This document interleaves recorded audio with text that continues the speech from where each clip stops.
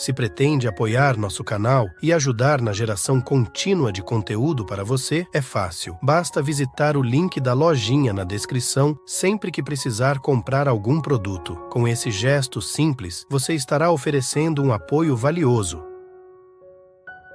Quanto que às vezes nós interpretamos mal o momento da perda, né? Ou então nós interpretamos mal o momento do ganho.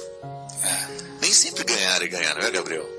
Nem sempre perder é perder. Exatamente. Às vezes uma família só vai ganhar à medida em que as pessoas compreendem o que perdem como ganho, né? Quando são capazes de fazerem algum sacrifício, porque sabem que aquele sacrifício virá em benefício da família, se transformará num benefício.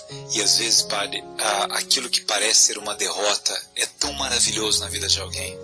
Quando você parece que perdeu alguma coisa, e quando você se amadurece e a sua vida começa a ter um outro sentido a partir daquela aparente derrota, porque não é uma derrota. Então parece que você perdeu. Perdeu porque perdeu uma namorada, perdeu porque perdeu um concurso público, perdeu porque não passou na faculdade, perdeu porque queria fazer uma viagem, você perdeu. E de repente, assim, diante daquele momento de derrota, perdeu porque uma pessoa que você amava muito morreu e você lutou muito para salvar a vida dela e não salvou, então parece uma derrota. Mas diante daquela aparente derrota, quando você começa a se sentir mais humano, mais frágil, quando você chora e percebe que você chora porque você tem sentimentos, né? Chorar faz muito bem. E às vezes a gente acha que é uma derrota mostrar o sentimento porque eu estou sendo fraco, estou sendo um perdedor, e é o contrário. E é tão interessante que as pessoas, elas só vão amadurecendo nessas derrotas e vitórias políticas.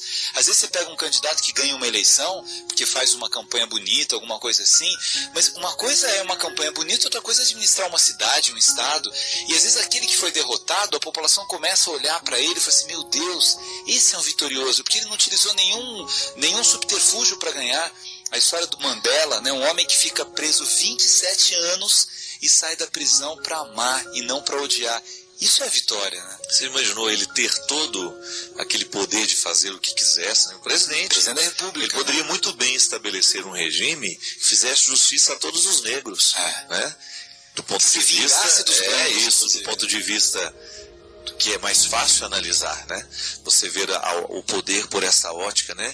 De sobrepor, de colocar, de fazer valer o que é o interesse daquela classe. E aí quando você descobre que ele percebe que o poder passa por outros caminhos, né? Há uma cena lindíssima, Gabriel, naquele filme A Lista de Schindler, quando o Schindler entra dentro do escritório daquele, sei lá se era um general, aquele alemão, homem, aquele extremamente perverso, né? E que ele trata mal aquele funcionário que está lá dentro, e de alguma maneira ameaça de morte, né? E dá um tiro na frente do Schindler, né? E mata aquele judeu lá na frente dele, e falou assim: isso é para mostrar que eu tenho poder. Aí o Schindler olha para ele assim: mas não matar também é demonstrar poder. Isso é muito interessante, né? E às vezes nós identificamos somente o aspecto mais lustroso do poder, né? Quando é que a gente ganha, quando é que a gente perde? Depende da maneira como nós vamos interpretando. E aliás, cada vez mais estou convencido de que desenvolver essa sensibilidade no humano é importante, né? A capacidade de ver a vida com um pouco mais de amplitude. Às vezes a nossa visão é muito reduzida, Gabriel. Muitos sofrimentos, né, são nutridos por causa da falta de amplitude na compreensão das coisas, né? Outro dia encontrei uma mulher que estava sofrendo amargamente com um problema na casa dela, um problema em família, e o problema era pequeno. Não era uma coisa desastrosa, né? Era uma coisa muito simples. Sabe o que era? A filha estava casada com um evangélico. E ela estava preocupada, e na verdade ela ia se casar com um evangélico, não tinha se casado ainda. E qual era a preocupação dessa mulher? Onde ia ser a cerimônia e onde seriam batizados os filhos, os netos. Aí já viram traumas. Não, ela criou um inferno. Ela criou um inferno na vida do filho e estava criando um inferno na vida dela, porque ela estava dimensionando um problema de uma maneira, amplificando de maneira desonesta um problema. Eu falei para ela: pelo amor de Deus, problema é câncer. problema é um filho preso, é um filho drogado. Agora, um filho que vai casar com uma menina evangélica e saber onde é que vai acontecer esse casamento e como serão batizados esses filhos, pelo amor de Deus. Aí eu perguntei para ela, né? A menina é do bem? A menina, aí ela disse, né? Deu aquele silêncio e falou assim: a menina é maravilhosa, cheia de valores. Filho, pelo amor de Deus, para com isso. você não tem um problema para administrar, né? Começa a identificar, e olha que é uma pessoa instruída, é uma pessoa capacitadíssima, essa mulher. Mulher muito inteligente. Mas naquele momento, ela reduziu toda a sua inteligência a uma emoção boba, não foi capaz de racionalizar a emoção que estava tendo e estava sofrendo de maneira desonesta, criando mal-estar para ela, criando mal-estar com a futura nora, criando mal-estar com o filho, por causa de um problema que não existia na verdade. Pequena questão que poderia ter sido administrada sem tantos conflitos, mas é aí que está a questão, porque na verdade, se a gente não administra bem esta pequena questão, isso pode verdadeiramente virar um problema para o resto da vida. Quando ela pode criar uma inimizade entre ela e a nora por causa de uma questão religiosa. Sabe, padre, esses dias também uma mulher, no programa de rádio, na Canção Nova, mandou lá um e-mail dizendo que ela estava muito desconfiada do marido dela, porque ela tinha percebido assim que ele estava muito feliz, estava muito eufórico, né? E aí uma vizinha dela achou que ele estava com uma amante, né? E ela conta no e-mail que ela começou a desconfiar, começou a reparar que ela nunca viu nada e que ela resolveu perguntar, e que todo dia ela pergunta pro marido, ela olha pro marido e fala: você tem amante ou você não tem amante? E ela fala assim: olha, todos os dias eu brigo com meu marido. E o meu marido agora diz que não me aguenta mais, né? Eu falei: claro que ele não te aguenta mais. Se você nunca viu ele com amante nenhuma, você resolveu cismar com isso, foi se consultar com uma vizinha que também não viu nada, mas que está desconfiada pela alegria dele de que ele tem uma amante, né? Então assim, você não tem problema, você criou um problema. E aí você cria um problema e esse problema ele fica muito, muito próximo da sua própria vida, destruindo a sua vida. E as pessoas, elas vão criando coisas onde não há. Nessas horas, quando o senhor diz da pessoa que tem câncer, da pessoa que tem uma doença maior, é que a gente fala da beleza de um trabalho voluntário, né? Quando você, diante do problema do outro, você fala: meu Deus, mas meu problema é tão pequeno, né? Esses dias eu entrevistei no Papo Aberto lá o presidente da ACD, que aliás é seu admirador, né? Um homem fantástico, fabuloso, né?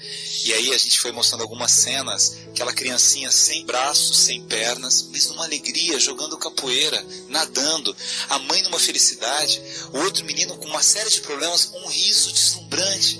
Aí você olha e fala: meu Deus, esse menino não tem braço, esse menino não tem perna, ele está vivendo, essa mãe está vivendo com ele, eu tenho tudo, e estou reclamando da vida o tempo todo, e estou arrumando uma amante para o meu marido, né? E estou arrumando não sei o quê, e estou arrumando um problema com meu filho que vai casar com uma moça maravilhosa, mas que é evangélica, e estou arrumando um problema porque a costureira fez o vestido, e o vestido que a costureira fez, eu falei que a prega tinha que ser de uma cor, de um tom de não sei o quê, e acabou o mundo por causa da prega que a outra fez, né?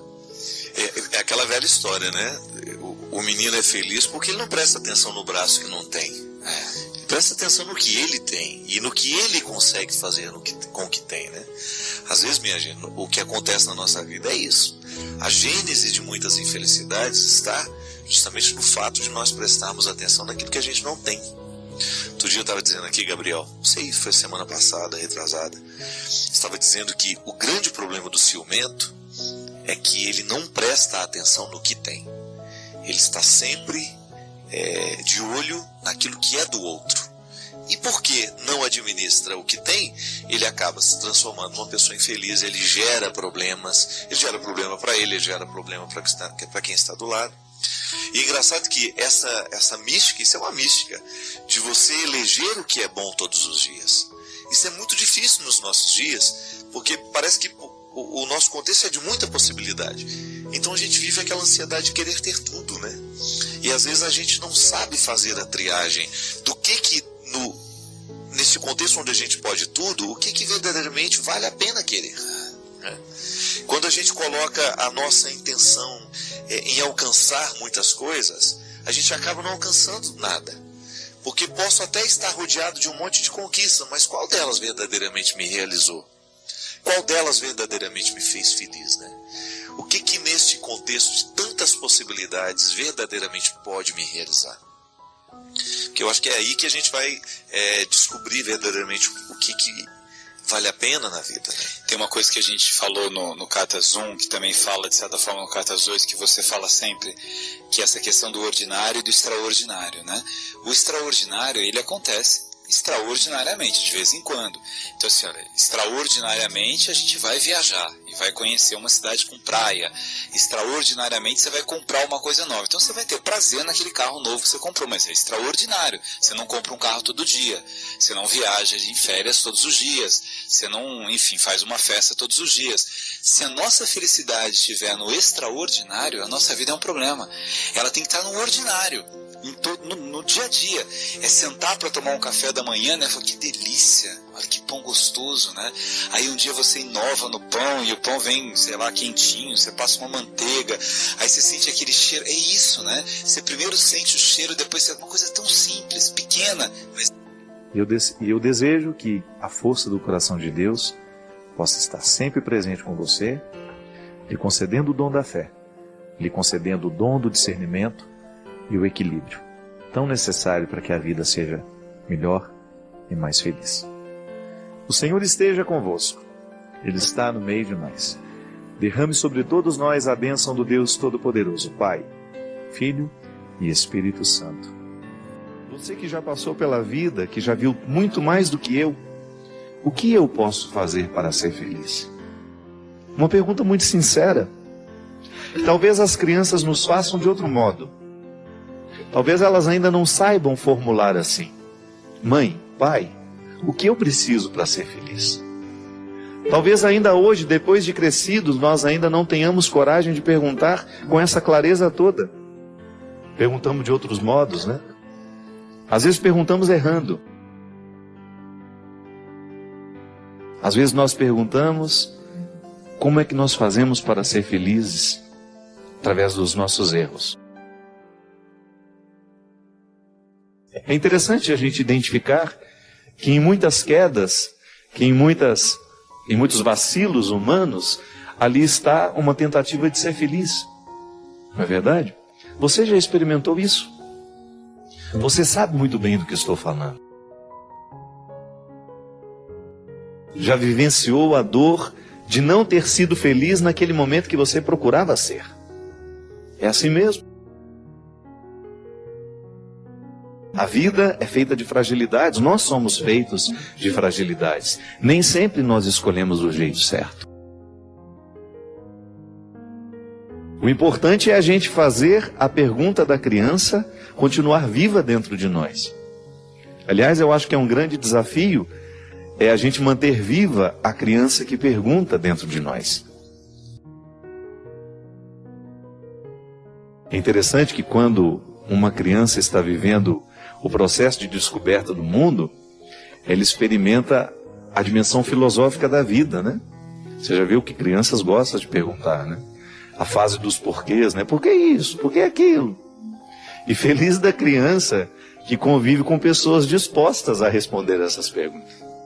Às vezes a gente vai, cala a boca, menino, dá cego.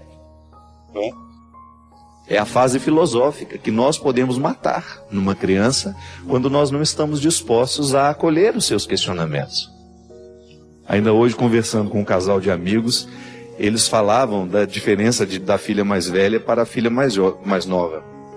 Dizem que no aniversário de 2 aninhos, a menina não quis vestir o vestido que a mãe havia preparado, porque ela sempre teve uma vontade muito forte. Ela desde menininha, titinha, ela já demonstrava que ela manifestava o que ela queria.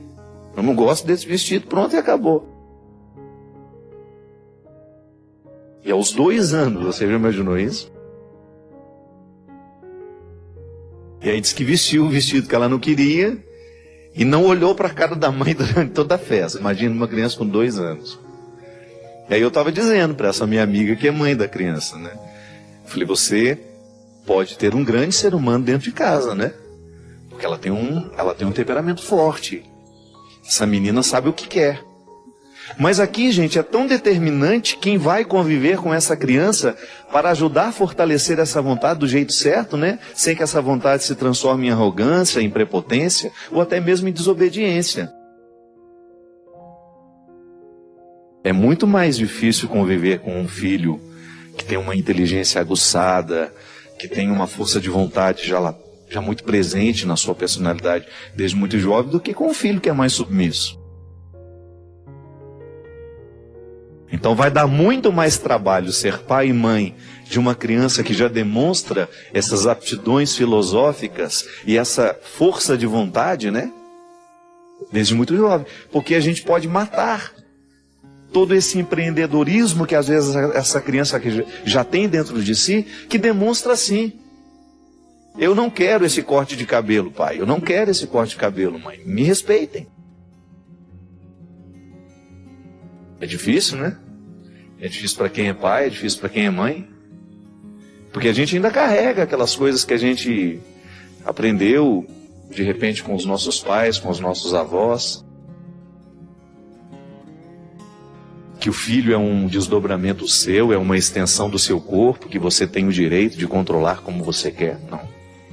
O amor é essa capacidade que a gente tem de conviver com a diferença, de equalizá-la de um jeito harmonioso, para que não seja desrespeito aos pais, né?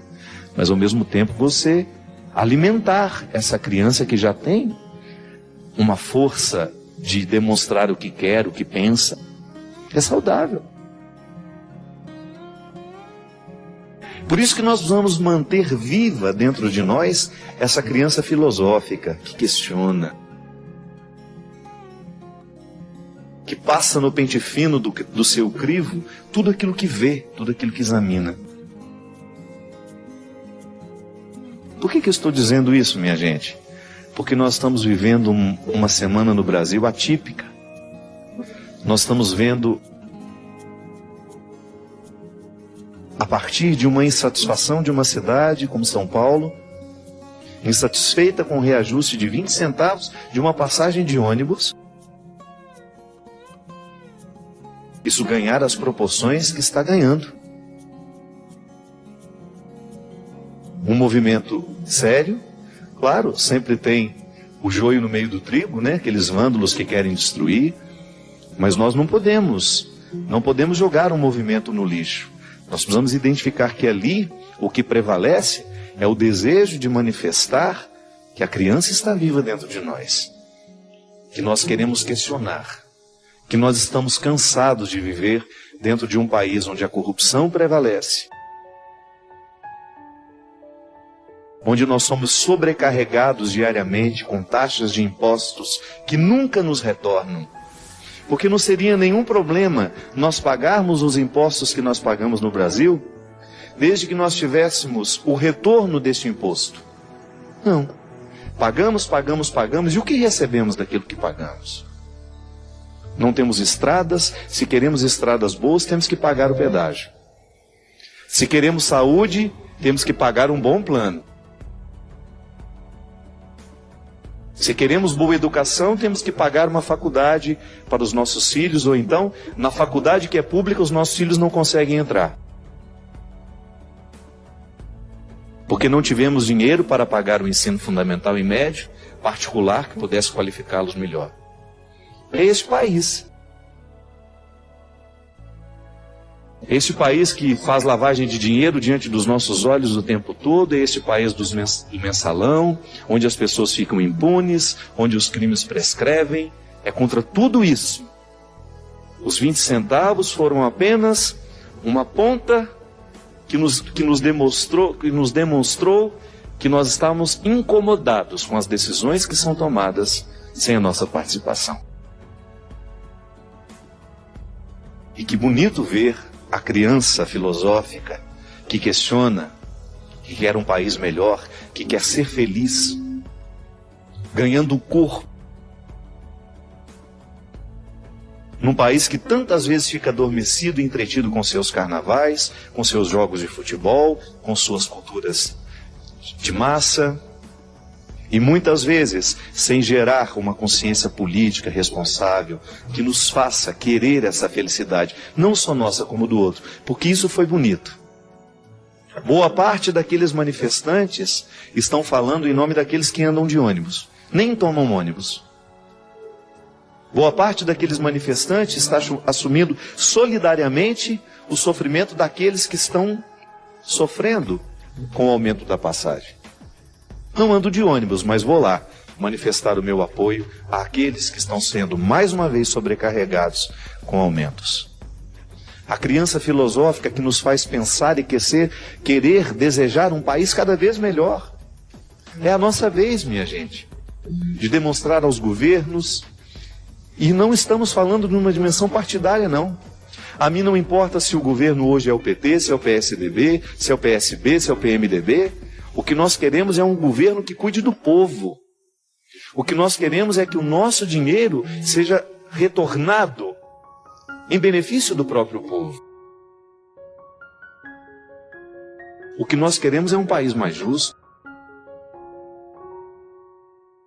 E ali, naquele momento em que nós permitimos que a criança filosófica ganhe as ruas porque resolveu questionar,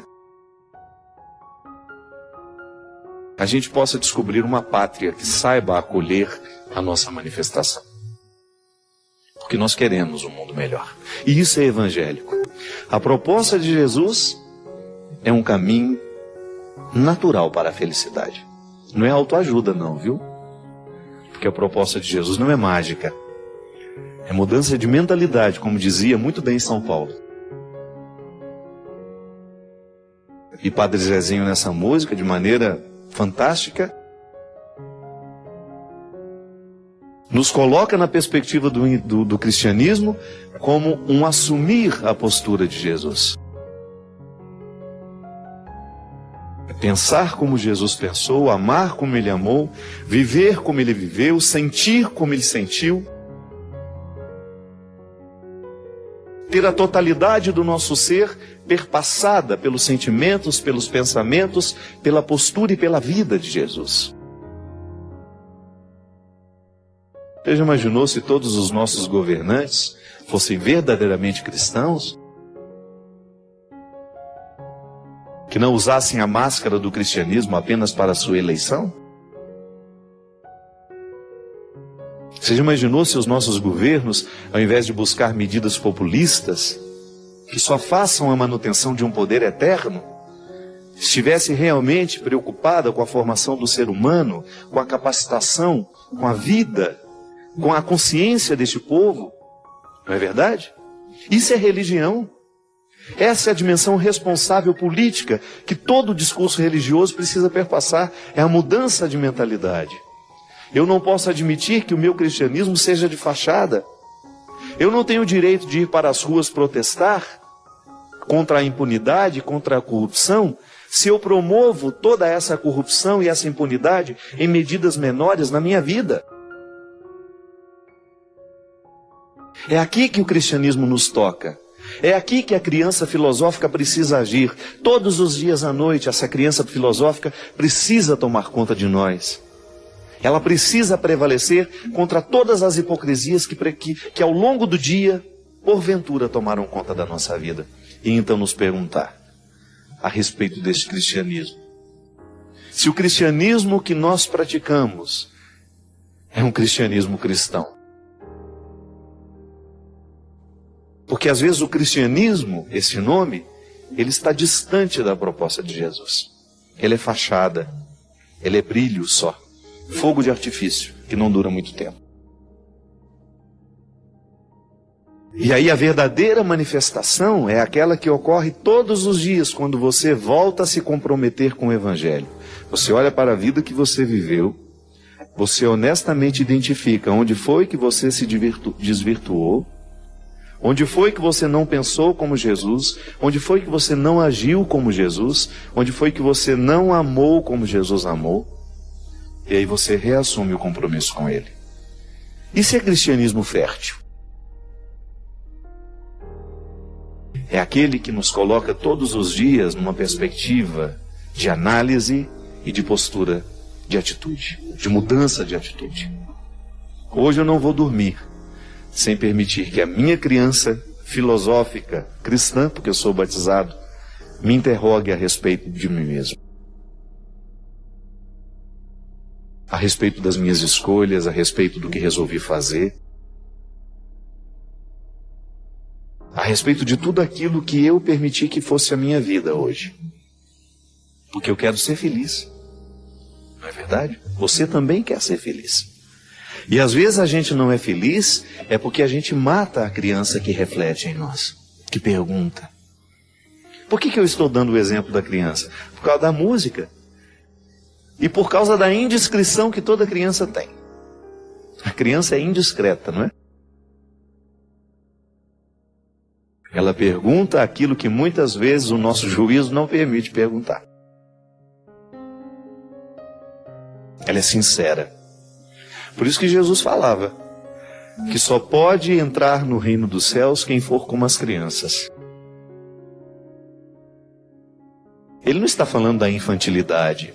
Ele não está se referindo a um jeito imprudente de viver, a um jeito infantil, imaturo, não. Ele está falando da pureza do coração. Ele está falando justamente da falta de cercas, da coragem de perguntar e de interrogar, da coragem de ser verdadeiro. Porque nenhum cristianismo pode ser frutuoso se ele não passar pelo crivo da nossa verdade. Está sendo verdadeiro o que eu estou vivendo? Será que hoje eu estou mais parecido com Jesus? Ou isso está apenas um discurso que não me toca? Será que hoje a minha manifestação, porque o cristão, ele vive em constante manifestação. Ainda que eu não saia nas praças para protestar, o nosso jeito de viver tem que ser tão coerente, que ele incomoda. Incomoda no bom sentido, de provocar no outro um questionamento. Meu Deus, como ele é honesto. Meu Deus, como ele é verdadeiro. Como ele não se curva ao poder. Como ele não se curva àquilo que realmente não está de acordo com as suas convicções. Ele não se curva a nada que não está de acordo com os ensinamentos de Jesus. Ele faz tudo com muita misericórdia, com muita harmonia, mas ele não se curva. É o que nós precisamos, minha gente. É urgente no Brasil de hoje, neste Brasil que protesta, neste Brasil que acorda, uma postura cristã que seja constantemente manifestação pública de que nós queremos um mundo diferente. A começar pelo Brasil, a começar pelo nosso estado, pela nossa cidade, pela nossa casa. Está vendo como as grandes instâncias vão sendo particularizadas até chegar em nós, na minha casa, e depois da minha casa, aqui no meu coração. Quando você tiver a oportunidade de colocar alguém nesse mundo, descubra que educar é revestir de um amor que fala não, de um amor que proíbe, de um amor que impõe limites, mas também de um amor que permite, que abraça, que põe para chorar quando as nossas dores são maiores do que nós. Porque com o tempo, à medida que a gente vai perdendo as pessoas que cuidam de nós, você vai sentindo como é duro ser sozinho no mundo. E aquela mãe que ficava te enchendo o saco, ligando, perguntando onde você está, onde você foi, com quem você vai. Um dia, quando esse telefone não tocar mais, você vai sentir saudade. Ai, como eu queria que minha mãe me incomodasse agora. Me mandasse voltar para casa. Eu voltaria correndo, só para ter o direito de reencontrá-la. Quando teve aquele desastre lá em Santa Maria, Rio Grande do Sul, uma das pessoas que fazia o resgate, depois que a boate pegou fogo e o chão da boate estava repleto de gente jovem como você, que morreu asfixiada. Um daqueles bombeiros, aos prantos, contou que no meio daquele monte de gente morta, os celulares tocavam insistentemente. E alguns que estavam jogados no chão, ele só via o nome mãe. Aqueles celulares esparramados pelo chão, ao lado daqueles meninos e meninas mortas. Do outro lado da linha tinha uma mãe ligando. Aquele telefonema nunca pôde ser atendido. Nunca. A vida é um intervalo entre o dia de chegar e o dia de ir embora. O que vai fazer a nossa vida dar certo são as escolhas que nós fizermos. Se elas estiverem alinhadas ao que Deus quer de nós, não pode dar errado. Haverá sofrimento? Sim, mas é aquele sofrimento que você passa sabendo que ele vale a pena. É o sofrimento que nos redime. É aquela liberdade linda que Deus nos dá e que você vai despertando aos poucos, que você vai se tornando quem você é, quem Deus criou em nós. Deus não errou em mim, Deus não errou em você. Conversão não é a gente se transformar numa outra pessoa, não. É a gente se transformar em quem Deus fez em nós. Ou então Deus seria imperfeito se Ele criasse uma criatura que precisasse de mudança. Não. Ele precisa que nós cheguemos ao que Ele criou de nós, e a isso nós chamamos de santidade. E para isso você precisa se amar, você precisa ter respeito por você, e você não pode medir o seu valor com a régua de quem não tem respeito por você. Quando você não aceita mais o lixo emocional do outro, quando você diz, opa, em mim você não vai mais jogar os seus lixos emocionais, porque eu não sou um baú de lixo. Eu não sou um território baldio.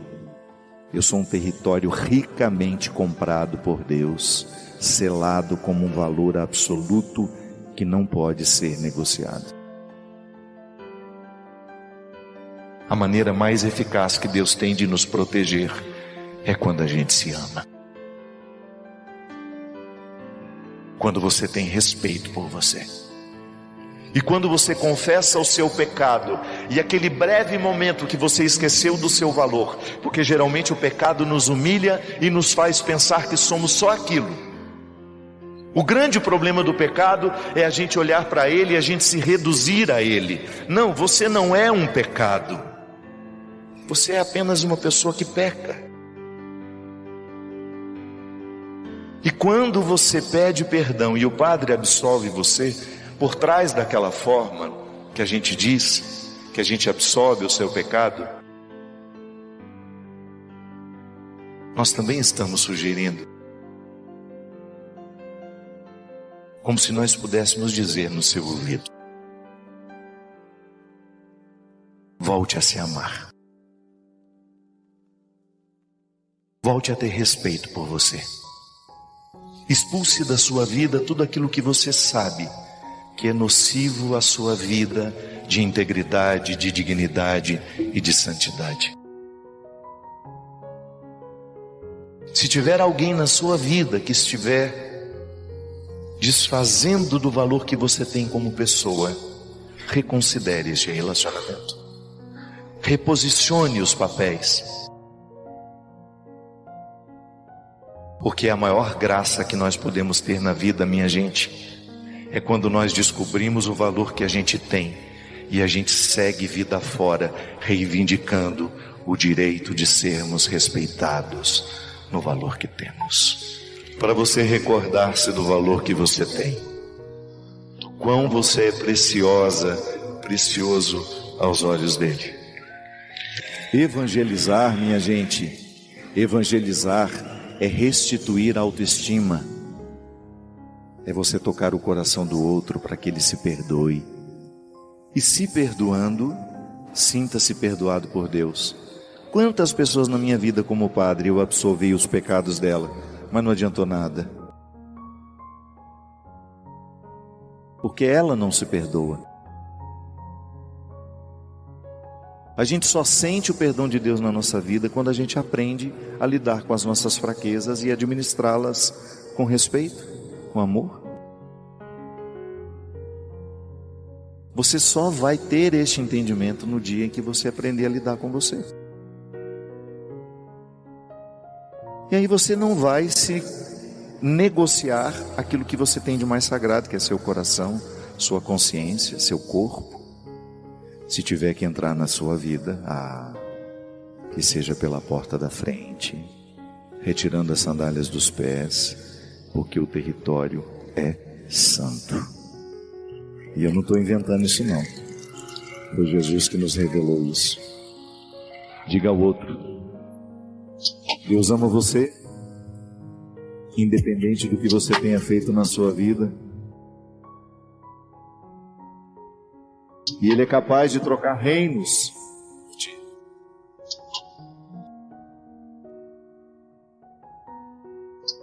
Às vezes a nossa dificuldade de acreditar que Deus nos ama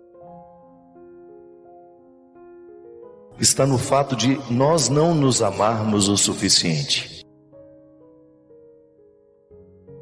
Eu sei que às vezes é difícil falar de amor próprio sem que isso não nos pareça uma atitude egoísta, não.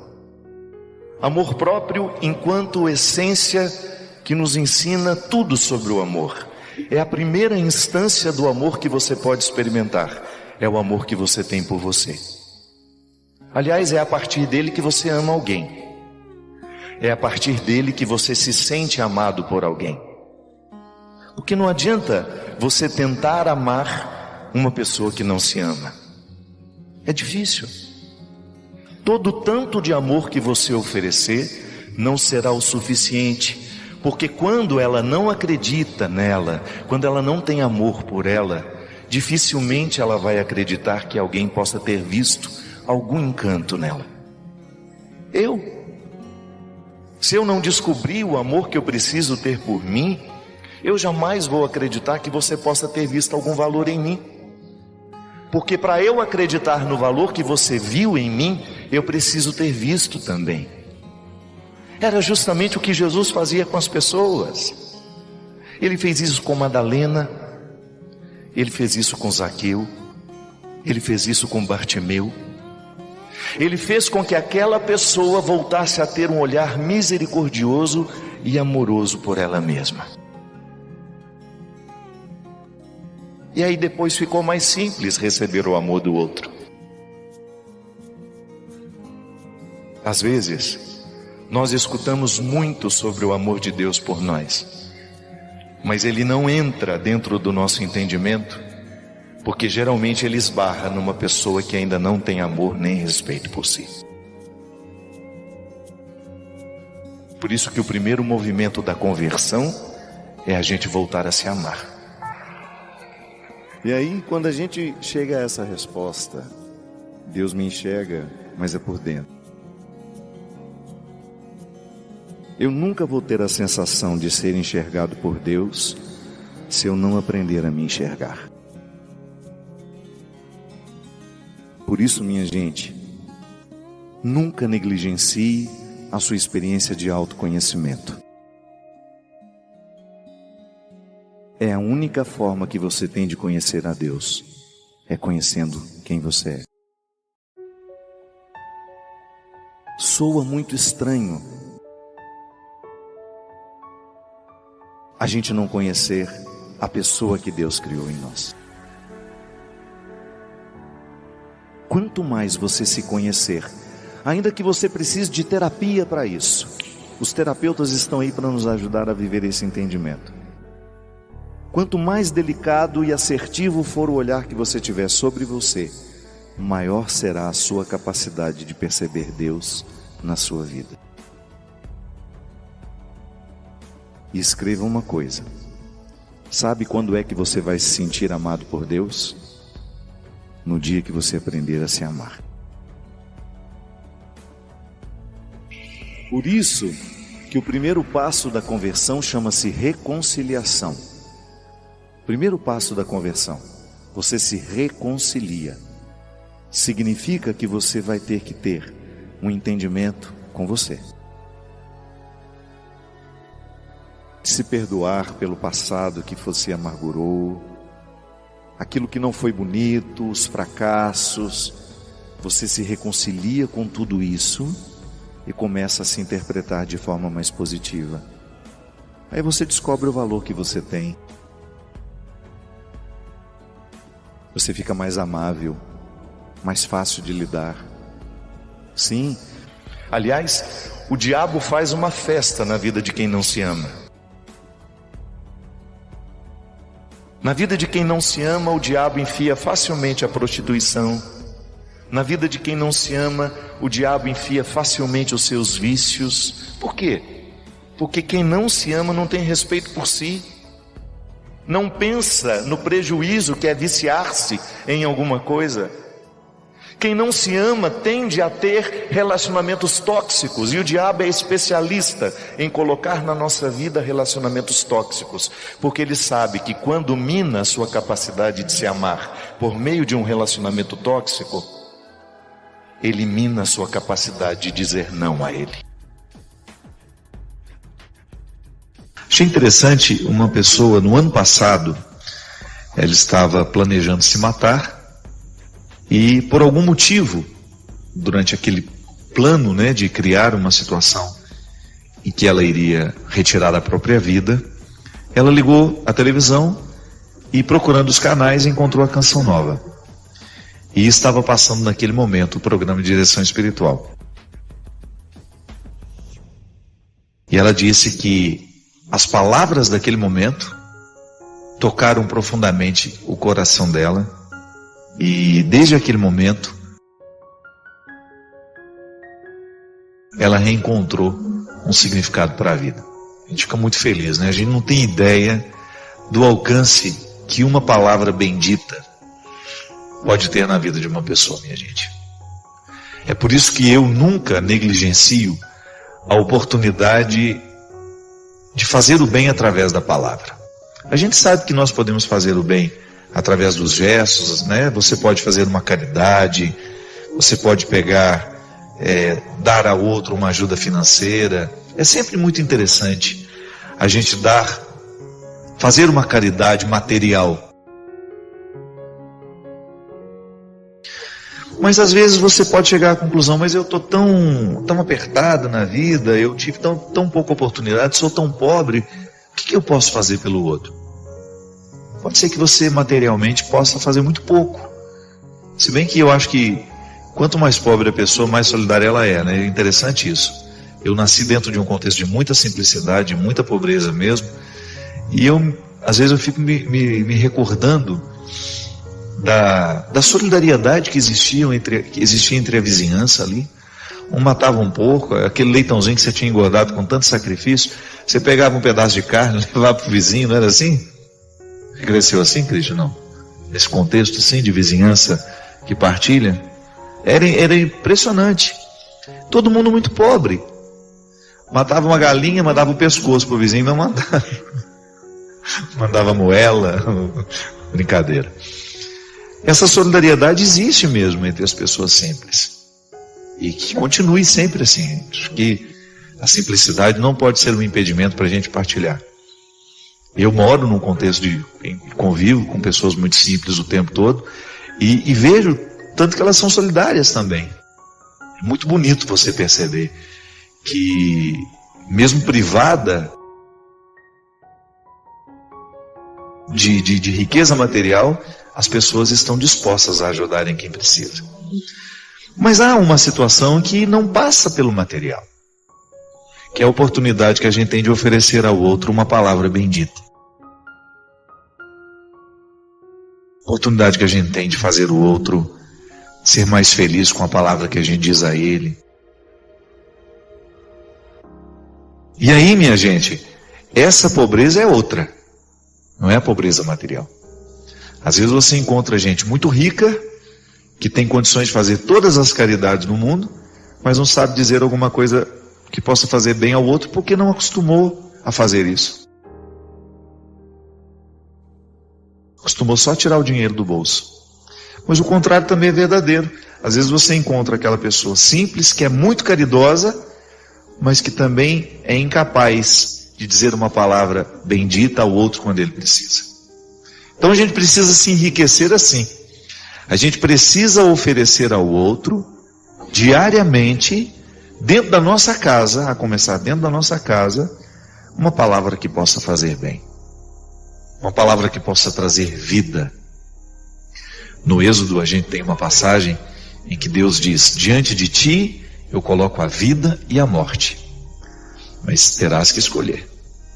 Se escolhes matar, também morrerás. Se deixas viver, também viverás.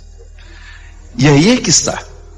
Quando eu opto por ser um servidor da palavra que bendiz, no meu dia a dia, um servidor da palavra que bendiz, por exemplo, vai evitar a fofoca, não vai dar conversa, não vai dar corda para aquela conversa fiada que não chega a lugar nenhum, que só denigre o outro.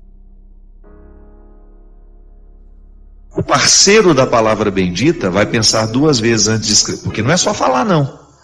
Nós estamos aqui abordando todas as dimensões e os recursos que hoje nós temos para colocar na nossa palavra. O Twitter, o Facebook, o e-mail que a gente escreve, a carta que a gente envia, a mensagem, o SMS, o WhatsApp. Ali tudo a gente escolhe. Tudo ali a gente pode escolher. Matar o outro ou fazer viver. E como nós estamos carentes de palavras que tenham o poder de fazer o que fez no coração dessa moça. Quanta gente morrendo hoje, morrendo antes da hora. Eu não falo de tirar a vida física, biológica, não. Eu falo dessa morte que vai acontecendo naturalmente dentro do nosso coração, quando nós vamos perdendo a alegria de viver, a satisfação de ser quem a gente é. Quando nós vamos nos desprendendo do real sentido da vida. Para isso, minha gente, que nós vamos ficar atentos o tempo todo naquilo que a gente falava no início do programa. Como é que anda a minha conversão no contexto da minha palavra? Como é que está a minha vida espiritual, religiosa? A partir do que eu escrevo no meu Twitter, a partir do que eu escrevo no meu Facebook, do que eu escolho postar, ou daquilo que eu multiplico. Pessoas que multiplicam o que é ruim, o mundo já está cheio. Pessoas que multiplicam realidades e palavras que fazem mal, que denigrem, nós já estamos cansados. E é por isso que estar comprometido com a palavra bendita é, sem dúvida, um compromisso religioso que já está provocando vida espiritual. Não se esqueçam dessa diferença, viu? Essa cisão é importante demais. A minha vida religiosa precisa me tornar espiritual, espiritualizado. Então a palavra que eu digo, a palavra que eu escrevo, precisa estar em consonância com essa busca que eu realizo. A pessoa não quis se identificar, ela só pede uma orientação. Padre, tive 4 filhas, foram 4 cesáreas e eu não me sinto bem esteticamente.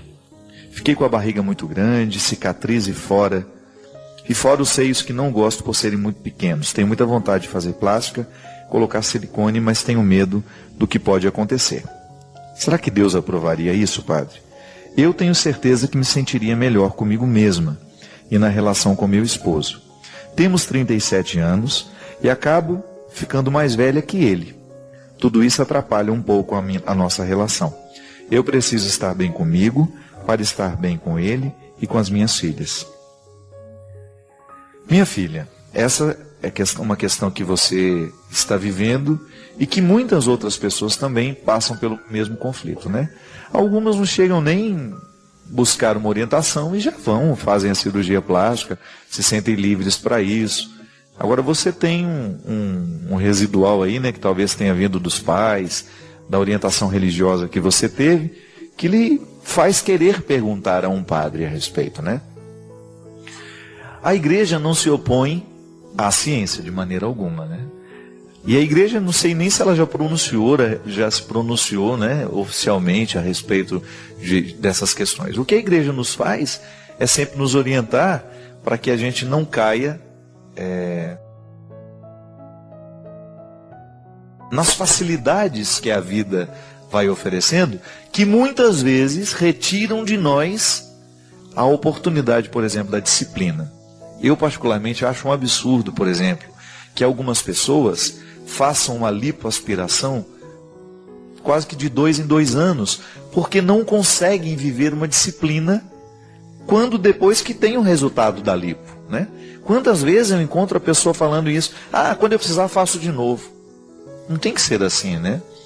Por exemplo, eu acredito que no seu caso seja uma situação muito justa. A mulher realmente, depois que ela, depois de ter tantos filhos, ela acaba tendo, algumas cirurgias são até necessárias, né? Para você ter a reconstrução interna da musculatura que vai ficando frouxa. Eu acho que é direito da mulher ela buscar os recursos que a ciência oferece para que ela recupere essa autoestima. Não vejo que isso seja um problema, né? O problema é quando nós colocamos isso de maneira exagerada e até mesmo como uma prioridade para diante de tantas coisas na vida, que às vezes isso não seria tão importante, tão necessário. Se você acha que isso vai fazer bem ao seu casamento, se a sua autoestima vai ficar melhor, converse com seu esposo. Se você tem condições financeiras de fazer a cirurgia, procure um bom médico, né? Procure um bom profissional que vai lhe dar condições, sobretudo por causa dessa questão da gravidez. Eu sei porque eu conheço mulheres que precisaram dessa cirurgia reparadora. Eu me esqueci o nome dessa cirurgia, não me lembro mais. É necessária para muitas mulheres e não é nenhum problema você se orientar. De repente você vai, conversa com o médico. É preciso que essa cirurgia não seja interpretada de maneira banal, né? O pecado está aí. É quando você começa a banalizar o procedimento, quando você começa a colocar isso como sendo uma rotina da vida agora. Então eu vou fazer 30 plásticas, porque tudo em mim que está precisando de modificar, eu não sei conviver com isso. Eu acho que o pecado é toda vez que nós começamos a cair nesses relativismos que colocam o valor da pessoa humana aquém de tudo isso, de todas essas aparências, né? E não é bem assim, né? A gente sabe que, por exemplo, quantas crianças são traumatizadas porque tem a orelha de abano, né? Meu Deus do céu, a gente mesmo orienta, vai lá, se você tem a oportunidade, leva seu filho, corrija o mais rápido possível, para que essa criança não fique sofrendo com o desconforto de ter uma orelha que pode estar consertada. Se a ciência está ao nosso serviço, vamos fazer uso dela, mas um uso consciente. Tendo sempre, eu acho muito justo que você faça essa reflexão.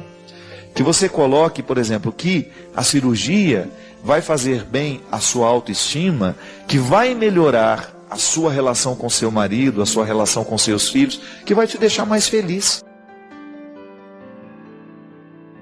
Eu acredito, minha gente, que Deus está sempre do lado do bom senso. Então, tenha como regra o bom senso. Deus nos fala através da nossa consciência. Está exagerando? Será que eu estou exagerando na busca pela minha boa aparência, né? Será que eu estou exagerando em buscar recursos para ficar cada vez mais jovem? A gente tem que se utilizar dos recursos que tem. Claro, os recursos estão aí para tornar as pessoas mais dispostas, mais jovens durante mais tempo. Mas muito cuidado com as escolhas que a gente faz, né? A atividade física, por exemplo, ela vai dar ao seu corpo mais disposição, ela vai manter a sua musculatura mais forte para você envelhecer com mais qualidade. E muita gente relativiza, né? Ah, que bobagem, a musculação é vaidade, a academia é vaidade. Não, não é bem assim. Pode ser que ali tenha gente que vai procurar o exercício apenas como vaidade. Mas existem muitas pessoas que já estão conscientes da necessidade de uma atividade física como melhora do corpo, que repercute na alma e no espírito da gente. A cirurgia plástica é a mesma coisa. Se existe um recurso para ajudar, quantas pessoas, gente, aquelas crianças que têm o lábio leporino, né, precisa da cirurgia. A cirurgia plástica está para isso. Ela recupera a autoestima em muitas pessoas. Às vezes a pessoa tem uma necessidade mesmo de fazer aquela cirurgia para reencontrar o equilíbrio pessoal. Nós não vamos nos opor, agora é uma questão de você fazer a sua análise, de você estar em paz com a sua consciência, com todos os recursos que você busca para reencontrar essa autoestima, já que hoje a ciência está avançada. Agora é uma boa questão, o que a igreja diz sobre tudo isso, né?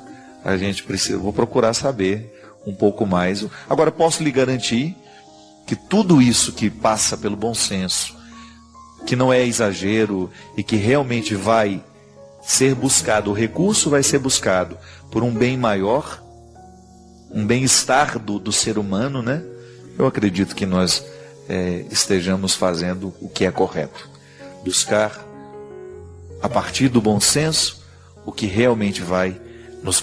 Só sei que a gente tem que tomar muito cuidado para a gente não abusar dos recursos e a gente esquecer o fundamental, né? Eu acho que a vida humana, ela tem tantas riquezas que a velhice vai nos dar, né? Claro, envelhecer bonito, envelhecer com dignidade. Eu não sou contra isso, não. Eu sou contra os exageros, né? As caras plastificadas que retira dela até o direito de demonstrar que está feliz, né? Às vezes a pessoa tem a mesma cara em todas as situações, né? Você está sorrindo? Não, eu estou chorando, é que não parece. Aí é que está o risco. A vida cristã, ela torna uma pessoa verdadeiramente grande. É impressionante como as virtudes cristãs qualificam a vida de uma pessoa.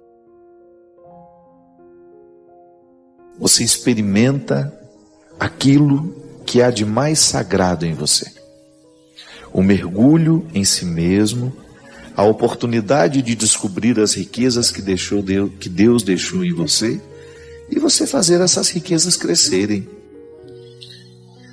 O primeiro compromisso que você tem com o Evangelho é que esse Evangelho entre na sua mente, entre no seu coração e que ele lhe faça bem.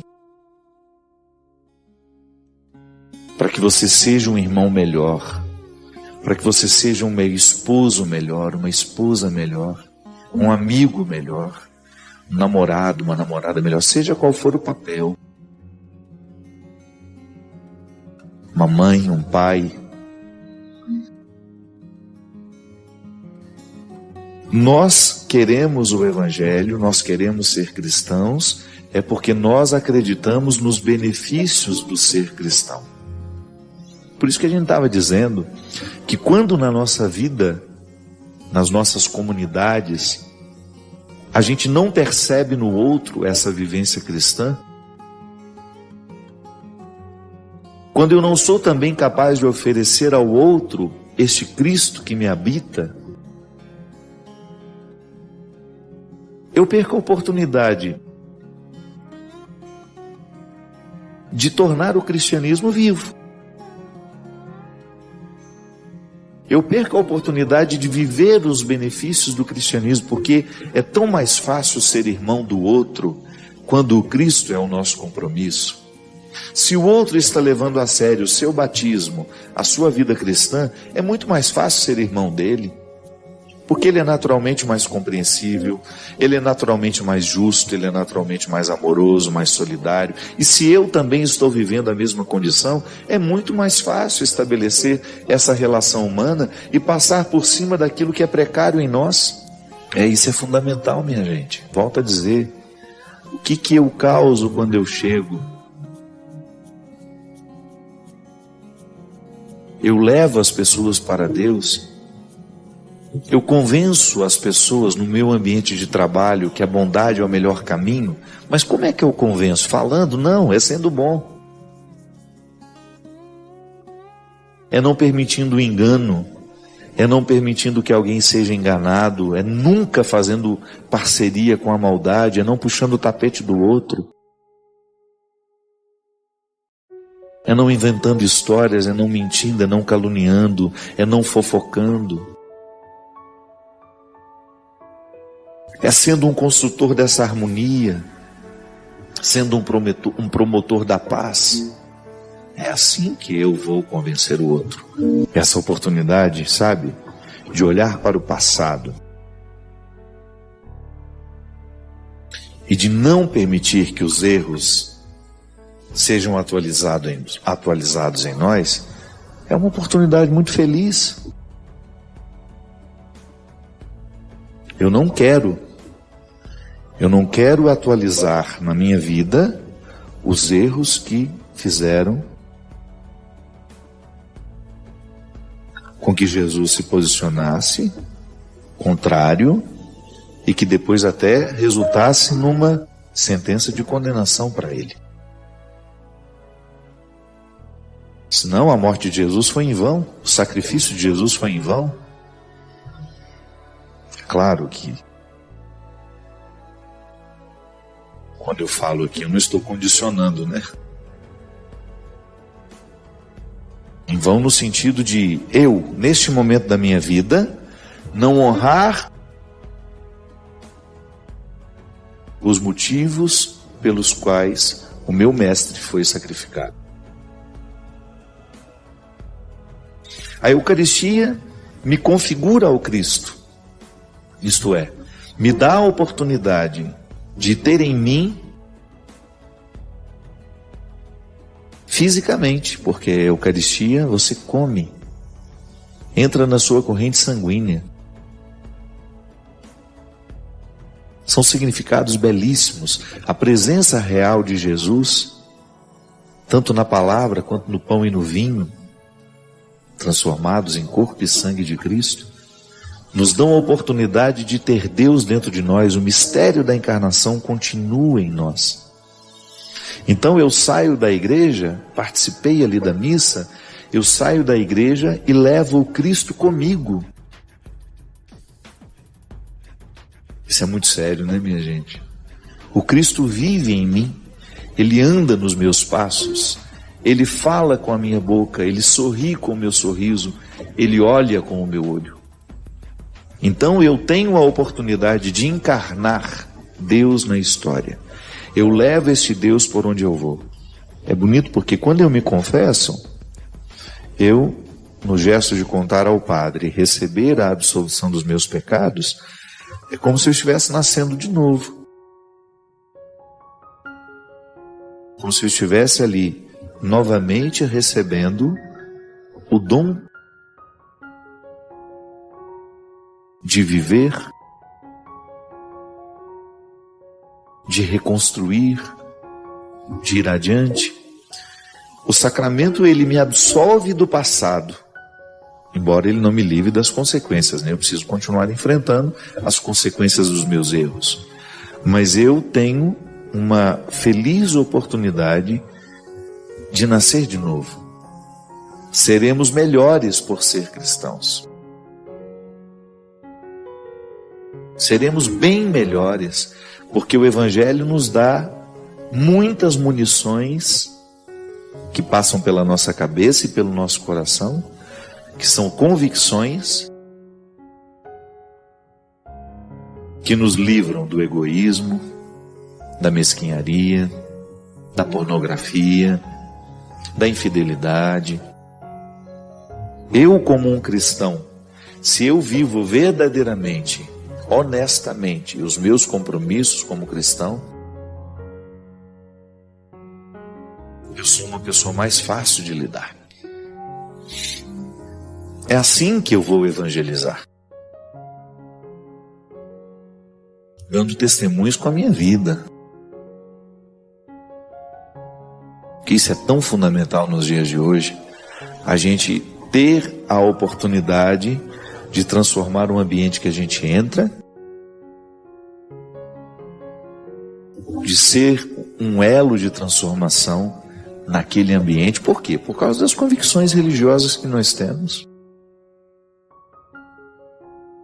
Se essas convicções religiosas não geram atitudes, volto a dizer, estamos naquela mesma situação que Jesus condenou, que Jesus não aceitou e criticou profundamente.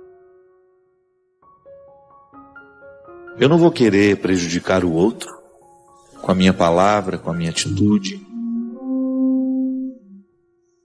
Eu vou prestar mais atenção naquilo que eu posso fazer de bom do que naquilo que eu posso fazer de mal. Aliás, eu vou retirar a maldade da minha pauta. Não entra mais na minha vida. Não quero que entre mais. Isso é viver a radicalidade do Evangelho. Por isso que eu dizia no início, que se eu perceber que a minha vida sacerdotal começou a ser um obstáculo à minha vida cristã, eu preciso fazer alguma coisa. Quem dera nós tivéssemos a honestidade para reconhecer isso. Talvez nós teríamos mais coragem de abrir mão daquilo que de fato está nos atrapalhando a viver o nosso cristianismo. Falo isso porque somos tantos, né? Que estão apegados ao poder que temos. Em todas as instâncias. Você pega uma vida comunitária, alguém é chefe ali, se apega ansiosamente a esse poder, corre-se o risco de perder o que de fato Deus quer, que é colocar-nos na dinâmica de uma vida de santidade. Nós temos o dom de transformar, de fazer milagres. Jesus, eu acho tão interessante aquela passagem de Jesus, quando ele diz que nós teremos o poder de fazer isso e ainda mais. Jesus fala isso para os discípulos justamente no momento em que ele está... Os discípulos presenciaram muitos milagres, viram grandes feitos. E ele fala, olha, vocês serão capazes de fazer coisas ainda maiores. Então nós somos capazes disso tudo. Eu como padre, se eu tenho uma postura que é contrária à proposta do Evangelho, você vai regalar os olhos e vai, não pode ser. Não é moralismo, não é fingismo, não é isso não. É meu compromisso. Ninguém me obrigou a ser padre. Mas a partir do momento que eu sou, o meu primeiro compromisso é radical isso em mim.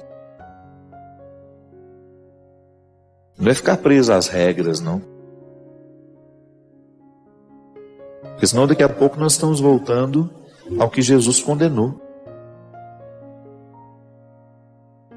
Uma religiosidade desumana, cheia de regras, sem nenhuma caridade,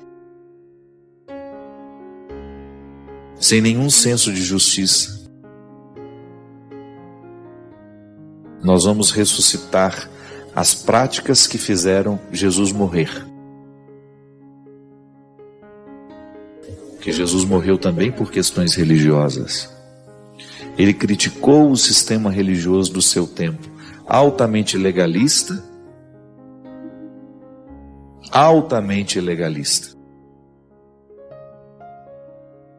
sem nenhuma misericórdia com os pobres, com os pecadores, com os frágeis, uma religião elitista, poderosa, que fazia questão de demonstrar publicamente o poder, mas que nos bastidores o poder não era o serviço, não era o amor. É por isso que dentro das comunidades que se dizem cristãs, é muito mais causa de escândalo para os outros quando nós erramos do que para aqueles que não estão nem aí para o Evangelho. Nós precisamos ficar muito atentos, porque os nossos erros causam verdadeiras destruições naqueles que nos observam. Né? Padres que falam mal um do outro, que são cruéis uns com os outros, que não praticam a caridade uns com os outros, que se invejam e que por causa da inveja que sentem, falam mal nas oportunidades que têm. Isso é um contra-testemunho horroroso da nossa parte. Toda vez que eu me deixo mover pelas minhas mesquinharias e falo mal de um irmão meu no sacerdócio, eu estou dando um contra-testemunho terrível. Aquele que me escuta deve pensar isso, né? Onde será que está o Cristo neste homem que se diz padre? Onde é que está o compromisso dele com esse evangelho que ele diz que é tão verdadeiro nele? Não é justo eu, depois de tantos anos, em contato com esse evangelho, eu reproduzir na minha história atitudes que Jesus condenou naquela época. Seria muito vergonhoso para mim ser identificado como aquele que reacendeu os preconceitos do passado, ou aquele que reacendeu um discurso religioso que Jesus não fez questão de assimilar. Pelo contrário, combateu. Por isso que ele dizia, por isso que ele insistia tanto, que é no coração do ser humano que Deus mora, e é a partir deste coração que Deus se manifesta. E todo e qualquer testemunho de Deus passará pela coerência deste coração, que, embora sendo fraco, auxiliado pela graça, possa viver os desafios de trazer Deus para a história através da nossa vida. É que o Cristo tenha a oportunidade de crescer na minha história, na minha vida, para que o meu sacerdócio não seja apenas no momento que eu estou no altar, não, é em todos os instantes. No meu acolhimento às pessoas, no meu respeito àquele que passa por mim, na minha fila para entrar no avião, na fila para entrar em algum espaço, para estar com alguém, em toda e qualquer oportunidade. Agora, se eu não presto atenção nesse meu dia a dia, é possível que eu me entregue aos vícios e que eu vá viver da pior forma possível. E isso dizendo que sou um cristão.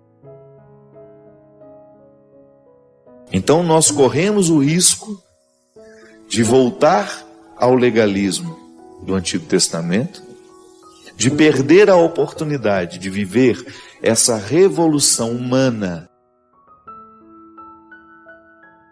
que o cristianismo nos propõe. E aí, a gente se priva de ser esse poder mágico na vida de alguém. Esse poder que fascina, que causa encantamento, não para nos prender, para que os outros se prendam a nós, não, mas para que eles também se apaixonem pelo Deus pelo qual nós nos apaixonamos. Padre Fábio, são duas passagens evangélicas. Sou leitor assíduo da Bíblia, e a primeira pergunta que faço: Jesus realmente teve irmãos? Se ele não os teve, quem são as pessoas às quais as Escrituras se reportam como sendo seus irmãos? A segunda é: o apóstolo Paulo de fato caiu do cavalo? Ou apenas trata-se de uma expressão em sentido figurado? Vamos primeiro à pergunta, né? Quando a senhora pergunta se Jesus teve irmãos, se não teve, quem são aquelas pessoas que estavam ali? Isso é uma questão de linguagem. Lá na faculdade a gente aprendeu, dona Aristéia, que essa língua em que foi escrito o texto sagrado, ela é muito rica em verbos, mas é muito pobre em substantivo. Então por isso que a palavra irmão, ela englobava tudo, englobava primos, parentes mais próximos. Então o termo irmão na Bíblia não significa que seja um parentesco direto de sangue. Não, pode ser apenas um parente próximo de Jesus. Esta é a explicação que os exegetas dão. Então a língua é pobre em substantivo e muito rica em verbo. Então, não havendo um substantivo para poder dizer muitas coisas, né, ou muito especificados, um para dizer tudo. Irmão é aquele que quer dizer primo, parente próximo, todos usados dentro do mesmo contexto. Quanto à queda do cavalo de São Paulo, a senhora tem razão em dizer, em trazer isso para a questão do sentido figurado. Porque para nós não é importante saber se Paulo caiu ou não do cavalo. Para nós importa o que sugere a cena. Foi justamente um momento em que tudo que ele cria, tudo aquilo que era a postura de vida, né, de Paulo, veio por terra. E a expressão dele cair do cavalo ou não, não importa. Tanto a senhora pode acreditar que foi uma queda concreta, foi uma queda real, como a senhora pode trabalhar a partir da hipótese de que isso é apenas para figurar um sentido maior. Na verdade, a Sagrada Escritura, ela precisa o tempo todo passar pela experiência de não ser compreendida ao pé da letra. Ela sugere, ela está sugerindo um contexto de mudança, aqui neste caso, na experiência de Paulo. Eu queria aproveitar para dar uma dica, posso? Claro, claro. Uma vez, meditando sobre esta palavra, eu achei bom perguntar para Nosso Senhor sobre o significado desta palavra. E a dica justamente é essa. Quando você tiver dúvidas sobre a palavra de Deus, experimente rezar com ela e perguntar ao Espírito Santo, grande amigo de nossas almas, para nos esclarecer sobre aquilo que a gente está buscando encontrar na palavra de Deus. Porque eu me lembrei que quando eu fui rezar sobre esta famosa queda de São Paulo do cavalo, rezando, me reportando a Deus e procurando entender, o Espírito Santo me falou lá no coração que não basta cair do cavalo, que não era o mais importante cair do cavalo. Aí eu corri na palavra de Deus ali para ver um pouquinho o que aconteceu com Paulo depois. Porque muitos de nós corremos o risco de pensar que bastou cair do cavalo e ali estava tudo resolvido. Não, Paulo perdeu visão, Paulo precisou passar um bom tempo para poder dar, e para poder ter possibilidades de não somente se recuperando, mas de dar uma resposta àquilo que tinha acontecido. Paulo precisou, na sua arrogância, deixar-se conduzir por um Ananias. Então eu entendi que não basta cair do cavalo. E quantos de nós ficamos na queda do cavalo, imaginando que ali já aconteceu tudo que tinha a acontecer com a gente ou com as outras pessoas. Mas a dica, na verdade, é essa. Sobre essas dúvidas da palavra de Deus, experimentemos transformar em oração. É preciso rezar com a palavra de Deus. Importantíssimo buscar que nós continuemos a nos perguntar sobre a palavra de Deus, mas rezar com ela. Quando a gente tem dúvida, seremos muito surpreendidos pela força viva que de fato a palavra de Deus é. E justamente, e o caráter figurado, né, das passagens, é ele que segura justamente a experiência mística. A experiência mística não sobrevive de discursos racionais. Pode observar. O discurso racional é apenas uma ponte para a experiência mística. Porque se você vai ler os místicos, você vai ver que eles dizem coisas que são bonitas, mas que nem sempre têm sentido. É engraçado isso. Quando a beleza, ela não carece de uma lógica. É bonito e pronto, acabou. É como a gente querer dar razão ao porquê da gente gostar de alguma coisa, né? Então a experiência mística com a palavra, e nisso já está o contexto da oração, ela desperta justamente daquilo que você não compreende, mas que ao mesmo tempo que causa um impacto em você. A palavra não é para ser dissecada, né? Ela não é um manual de receita, não. A palavra é viva, e por isso que ela sobrevive no tempo, pela carga mística que está condensada nas histórias que estão ali. Sempre digo, é o que sugere, é aquilo que se desdobra, é o que vem depois do texto, são as reticências, né? Não para na palavra, mas ela sugere uma postura. Porque essa reflexão sobre o sono, olha como ela abre os olhos da gente para compreender algumas coisas simples que às vezes a gente vai esquecendo. Quando você era pequeno, provavelmente tinha alguém que o colocava para dormir. Não era assim que funcionava? Com o passar dos anos, você ganhou a liberdade de escolher a hora de ir para a cama e cada vez mais decide dormir menos. Com a vida cada vez mais repleta de opções de entretenimento, livros e revistas acumulam-se nas prateleiras. E os laptops com programações infinitas, redes sociais que surgem na velocidade com que os grupos no WhatsApp se multiplicam, precisam ser silenciados para uma noite mais tranquila, entre outros fatores. O dia parece ficar cada vez mais curto e começamos a ir para a cama cada vez mais tarde. O fato é que, cada vez mais, decidimos dormir menos. Quando as horas do dia não são suficientes, as horas da noite são as que acabam sendo atacadas e reduzidas. E muitas vezes, mesmo conseguindo ir para a cama mais cedo, temos dificuldade de dormir. Aí, a reportagem continua, mas tudo ligado, todo esse texto, essa reflexão, ligada justamente, expondo a facilidade com que nós vamos nos acostumando com o mau hábito. Eu acho interessante, minha gente, que a proposta de Jesus, ela desencadeia naturalmente em nós a opção pelo que é saudável. O Evangelho é a opção pela vida saudável.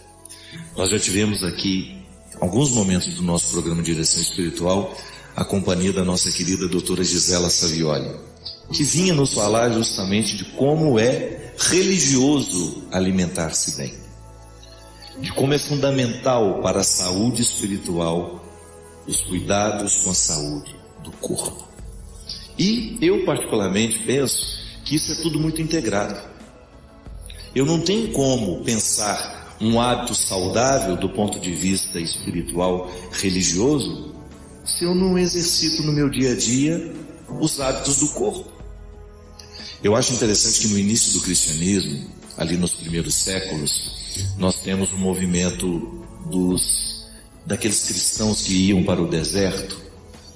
A vida monástica nasceu assim, você sabe, Santo Antão é um homem que viveu no terceiro século e ele inaugura uma nova forma de compreender o Evangelho, que é justamente exercitando no corpo as virtudes da alma. E escreve sobre isso, cria uma mística em torno da vida saudável.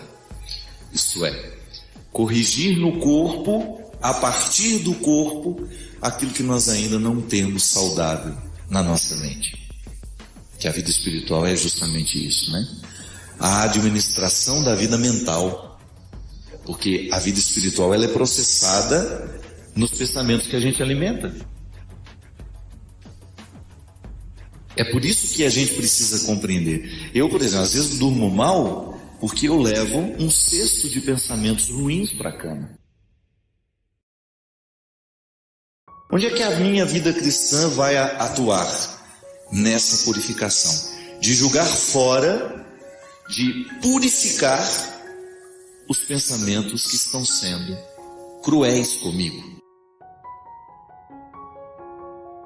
Eu acho interessante porque Jesus, ele liberta as pessoas justamente de seus pensamentos opressivos. Faz com que essas pessoas tenham uma nova visão sobre si mesmas. Isso é fantástico, porque é transformador, é revolucionário. Eu experimento isso como evangelizador. No meu trabalho, eu vivo o tempo todo em torno da evangelização. Eu faço muitas coisas, mas todas elas estão ligadas ao meu trabalho evangelizador. Eu acredito na possibilidade de transformar as estruturas do mundo a partir das pessoas que eu encontro, porque eu estou em processo de transformação. Eu quero evoluir o tempo todo. Eu quero me tornar um ser humano melhor. E eu começo aqui, no pensamento que eu alimento. Por isso que eu dizia no início do programa que é muito perigoso eu alimentar a minha vida com hábitos ruins, sobretudo os que são trazidos à minha mão através deste aparelho aqui. Eu clico aqui e estou tendo o mundo dentro do meu quarto, depende do lugar onde eu abro. E coisas boas estão chegando, coisas ruins também, E aqui eu vou fazendo essa triagem. O que eu levo para a minha vida? O mundo me visita, desculpe, vou corrigir. O imundo me visita e o mundo também me visita. O mundo é aquilo que está em ordem, que está bonito, que está ordenado, que está harmonioso. E que me motiva a viver assim também. Então, eu recebo uma palavra harmoniosa que naturalmente cai sobre as minhas desarmonias e me motiva a consertar as desarmonias que estão dentro de mim. Então é assim que o Evangelho vai provocando a mudança. Eu faço isso o tempo todo. Eu acredito na possibilidade que uma reflexão tem de destravar a nossa mente para a gente pensar melhor e naturalmente ir fazer escolhas melhores. A gente vai dormir melhor. A gente vai descansar um pouco mais. A gente vai viver de maneira mais saudável. Agora, se eu levo para a cama os meus rancores, as minhas mágoas, tudo aquilo que foi desagradável ao longo do meu dia, é bem provável que eu não consiga ter uma boa noite. Então, as minhas escolhas, elas vão definir a qualidade da minha vida, do ponto de vista físico e também do ponto de vista espiritual. Ela disse: Padre Fábio, eu tenho muita dificuldade de lidar com os problemas da vida. Muitas vezes eu os encaro como prejuízo e fico muito distante dessa perspectiva que vocês sempre apontam, que ele pode ser favorável ao meu crescimento. Sempre que sou emparedada pelo sofrimento, não me vem outra coisa senão a ideia de estar vivendo um prejuízo. Muitas pessoas certamente vivem o mesmo conflito com você. Eu particularmente também tenho isso.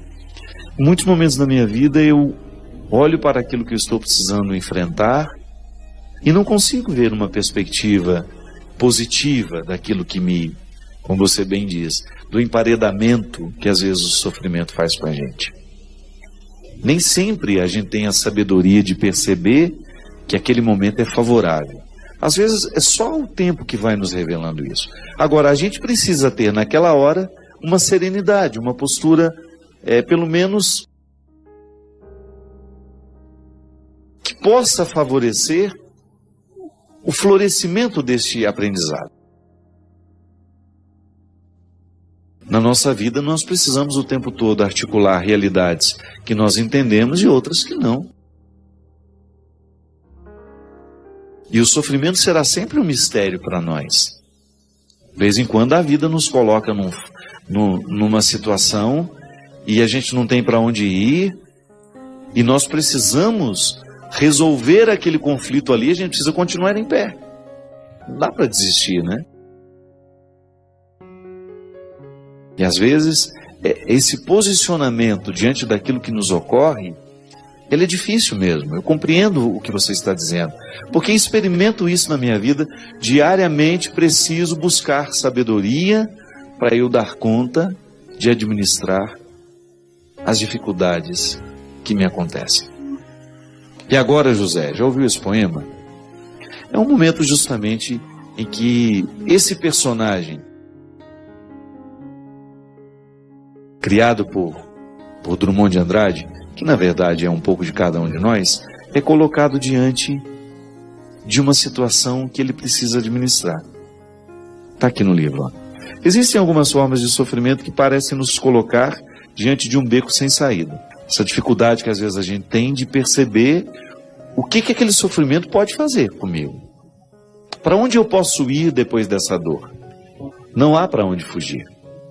É como se estivéssemos diante da própria vida nos perguntar: e agora? Quem não passou, né, por um momento assim?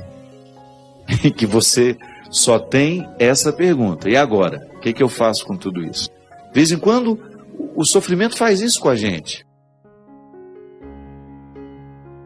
Você fica como que paralisado diante dos fatos.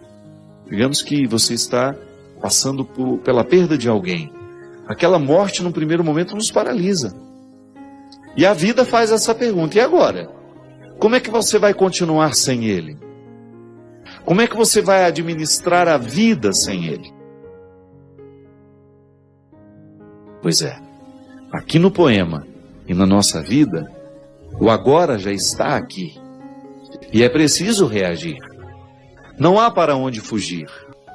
Já experimentei isso na carne. E creio que você também já tenha experimentado.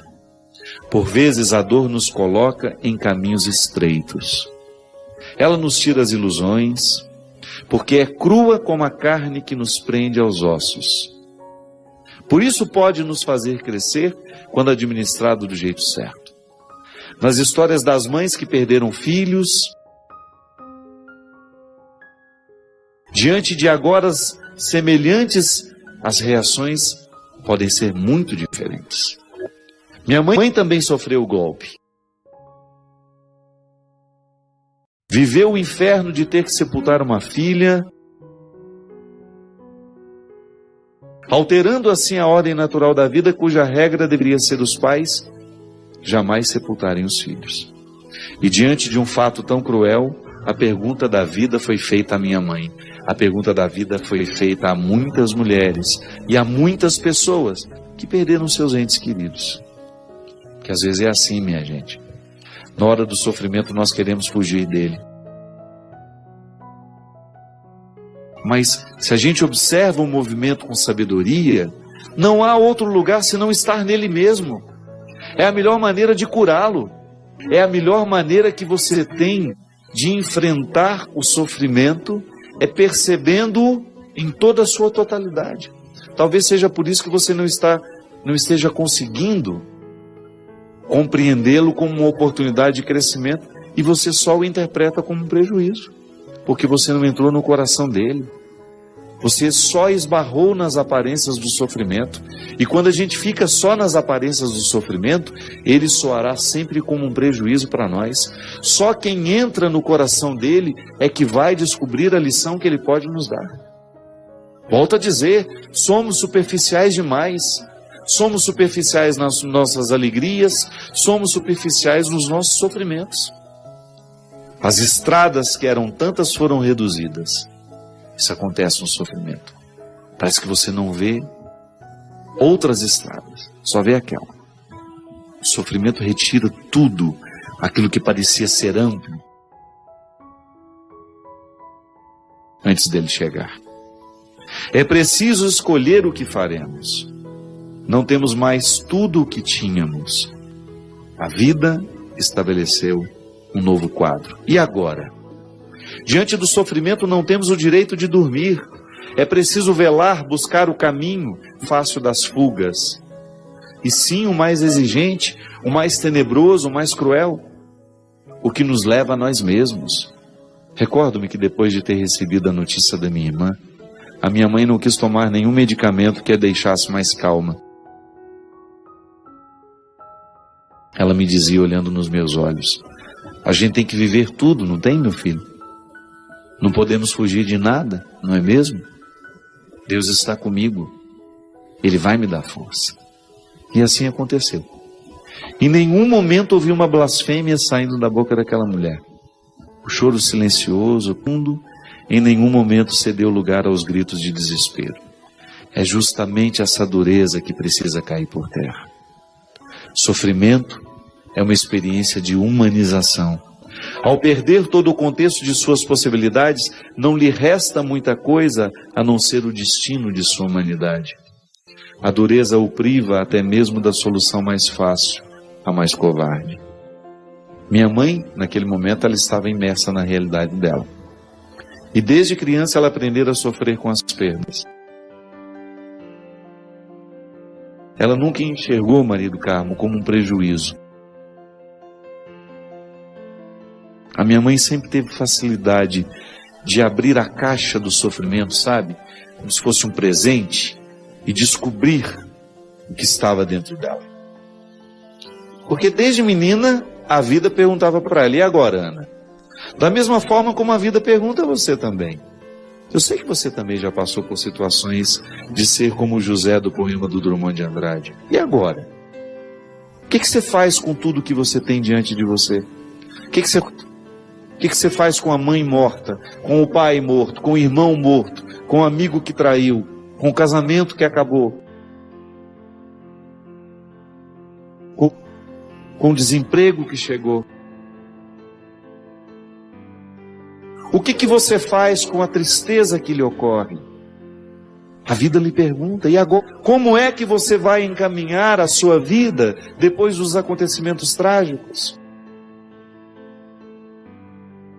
Vai querer uma solução? Vai querer descobrir o que isso pode lhe dizer, o que isso pode lhe ensinar? Ou você vai permitir que a amargura venha derramar o seu manto sobre você? Porque é assim, quando nós não temos a coragem de abrir a caixa do sofrimento e aprender com tudo aquilo que está ali dentro, ele pode se tornar amargura em nós. Aí a amargura paralisa, não deixa ir adiante. Não deixa a gente crescer. E por isso que é tão interessante, é tão nobre da nossa parte, olhar nos olhos de todas as realidades, contemplá-las, da mesma maneira, com a mesma profundidade com que Nossa Senhora fazia, e procurar aprender com elas. Não se desespere diante daquilo que a vida está lhe oferecendo. Antes do desespero, faça a pergunta certa. E agora? O que você pode fazer daquilo que a vida lhe fez? E agora? O que você pode aprender com essa traição? O que você pode aprender com essa morte? Ah, padre, é tão difícil, eu sei. Não é fácil para ninguém. Mas você pode ter certeza que todas as pessoas, as mais interessantes que eu encontrei na minha vida, elas souberam lidar bem com a pergunta da vida. E agora? Elas não se entregaram. Elas não permitiram que o rancor, que a amargura viesse depositar o seu manto sobre elas. Elas quiseram aprender. Às vezes a gente só precisa fazer esse movimento, ter coragem de escutar o que o sofrimento está tentando nos dizer. Antes do desespero, antes de achar que não tem solução, ouse perguntar ao seu sofrimento o que ele pode lhe trazer de bom. Eu espero, desejo, do fundo do meu coração, que Deus lhe ajude a conviver com Ele. Que Deus lhe ajude a conviver com a sua dor, com o seu desconforto. E que a partir desse desconforto, você se torne uma pessoa melhor. Que sim, o sofrimento tem o poder de nos educar, de nos fortalecer, de nos tornar maiores. Derrame sobre você, sobre o seu sofrimento, sobre a sua dor, a bênção e a proteção do céu, do Deus Todo-Poderoso, Pai, Filho e Espírito Santo. Amém. Até a semana que vem, se Deus quiser. Este espaço é dedicado a elevar a fé e a conexão com Deus. Ao se inscrever no nosso canal, você se junta a uma comunidade que busca fortalecer seus alicerces espirituais. Compartilhe nos comentários suas experiências, testemunhos e orações. Que cada interação seja uma expressão de amor e devoção.